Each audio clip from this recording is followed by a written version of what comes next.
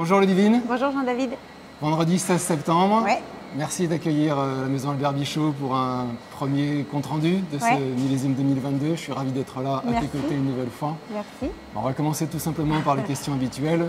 Peux-tu nous présenter, s'il te plaît, le compte-rendu un petit peu du millésime, de ces grandes l'année. étapes? Oui. Alors, on est sur un millésime dit solaire. Tout le monde sait qu'on a eu chaud et qu'on a plutôt manqué d'eau.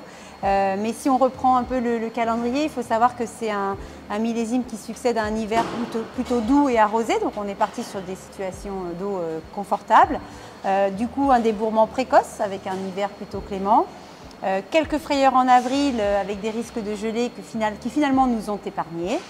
Et puis ensuite, un cycle plutôt régulier avec une floraison enclenchée tôt. Donc on est quand même sur une configuration de millésime précoce et généreux. Depuis le début, voilà, ce sont les deux composantes qu'on a en tête quand on fait nos accolages, nos relevages. On a du raisin et il a commencé de sortir et la fleur s'est faite tôt. Super. Voilà. Après, les choses se sont un petit peu décalées dans le temps parce qu'on a tous en mémoire les vagues de chaleur, le manque de pluie. Donc la vigne, elle a aussi pris un peu son temps. Le mot à la mode, c'est un peu résilience, mais c'est pas qu'à la mode. On voit bien que la vigne, elle a enclenché tout ce qu'elle devait faire, mais à son rythme à elle. Okay. Donc pas de situation de blocage, position d'attente, pas de signe de stress hydrique avant peut-être tout début septembre et encore. Donc finalement, une récolte qui a mis un peu de temps à accéder à sa maturité, mais des dates de vendange un peu plus tard que prévu, parce que la véraison, vous savez, quand les raisins se teintent de rouge, on l'attendait autour du 13 juillet et elle a plutôt eu lieu autour du 30 juillet. Et voilà, et du coup, on a eu qu'à patienter. L'état sanitaire était très bon, la météo clémente.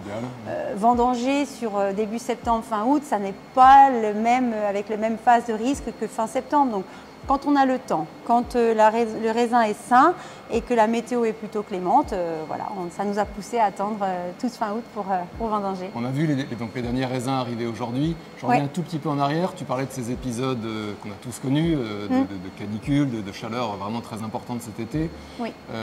Dans ce qui se dit, j'allais dire, il y a ces fameuses pluies de fin juin aussi. Oui.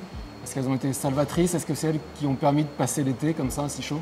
Tout à fait. C'est vraiment le fait marquant, c'est que dans l'adversité, nous avons finalement eu la pluie à chaque fois au bon moment et dans les bonnes proportions.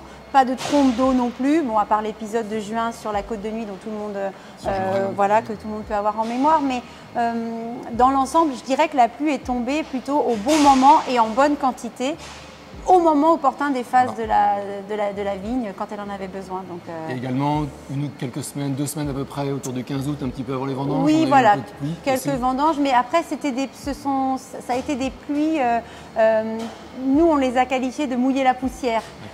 Elles ont tout juste imbibé les premiers centimètres du sol et elles ont évité certainement ces phénomènes de dessèchement, ces phénomènes de défoliation, mais en tout cas, elles n'ont pas forcément servi aux racines strictement à proprement parler. Voilà. C'est plus celles qui sont tombées en cours de vendange, parce qu'on a eu quelques épisodes de pluie, qui ont fait gonfler un peu les grumes des dernières parcelles qui nous restaient à récolter. Donc on a rempli nos cuves. D'accord, oui, super. Donc on les voit, elles sont remplies. Elles sont là. Récolte généreuse. Oui. Au-dessus de la moyenne de ces 10 dernières années? Ah oui. Alors déjà au-dessus de ce qu'on escomptait, parce qu'on s'attendait aussi à avoir des petites grappes, des petites baies, pas très riches en jus, et c'est tout l'inverse. Alors ne me demandez pas comment, je ne sais pas. Même si on dit tout ce qu'on vient de dire, ça reste quand même imprévu. Et puis, au-delà de la moyenne et même au-delà, si tu veux, de l'objectif même de maîtrise de rendement que l'on se fixe chaque année. Nous sommes nombreux à dédoubler, à ébourgeonner, à enlever la récolte qu'on pense en trop, à vendanger en vert. Et en ayant quand même fait tout ça, puisqu'on savait que c'était généreux, eh bien la vigne nous a quand même donné des rendements plutôt dans la moyenne haute. Toutes les 45 cuves sont pleines là derrière. Ok, super. Donc ça, c'est une super bonne nouvelle. C'est une bonne nouvelle. Je reviens aussi à une petite question un petit peu technique sur ce millésime chaud, solaire. Une question qui se pose, qu'on a pu se poser, par exemple sur des millésimes comme 2003, c'est cette question des acidités, des équilibres sur les raisins. Je comprends. Alors, on est dans une situation où, comme je l'ai dit précédemment, les choses se sont quand même passées de façon très progressive à la vigne. Alors certes, la chaleur a brûlé des acides, a dégradé les acides, mais on s'est retrouvé avec une mise en cuve de raisin et même sur les blancs au pressurage, avec des niveaux d'équilibre, je dirais, pas parfaits, mais totalement satisfaisants pour envisager la fraîcheur, pour ne pas craindre, pour ne pas avoir à les corriger. Alors on verra après l'élevage, mais si tu veux, il faut bien comprendre que les deux acides majeurs du vin, du raisin, c'est l'acide malique et l'acide tartrique. Et l'acide malique se dégrade énormément avec la chaleur. L'acide tartrique, on en a encore pas mal. Donc c'est lui qui va soutenir cette fraîcheur. Ce qui veut dire que même après la deuxième fermentation malolactique, quand cet acide-là va disparaître, comme il n'y en a pas beaucoup, ben, il n'y en a pas beaucoup qui va partir. Donc l'acide tartrique va certainement être support de la fraîcheur des vins. Et puis après, charge à nous d'aller chercher, alors dans les blancs au moment du pressurage avec les lits, les bourbes, les cinétiques de fermentation, et dans les rouges avec les extractions à froid, les choses comme ça, cette fraîcheur que peut-être le millésime ne nous donnerait pas spontanément, mais que nous, œnologues, on doit aller chercher. Tu dois aller chercher techniquement. Super transition pour justement en parler de ce travail technique. Oui. Ça fait quelques temps que je suis dans cette cuverie, que je vois. On a l'impression, l'image, elle peut être cliché, mais c'est cette voilà d'une ruche organisée, c'est très précis, méthodique. Comment tu approches cette phase-là, sans rentrer bien sûr dans le détail de chaque cuve, mais en termes techniques et puis peut-être voilà, sur les challenges de ce millésime, comme tu le disais? Alors, il faut bien déjà comprendre qu'on a pris le soin d'aller chercher des parcelles quand elles étaient mûres. Et chaque parcelle est vendangée séparément, donc on a déjà ce parcellaire qui prévaut.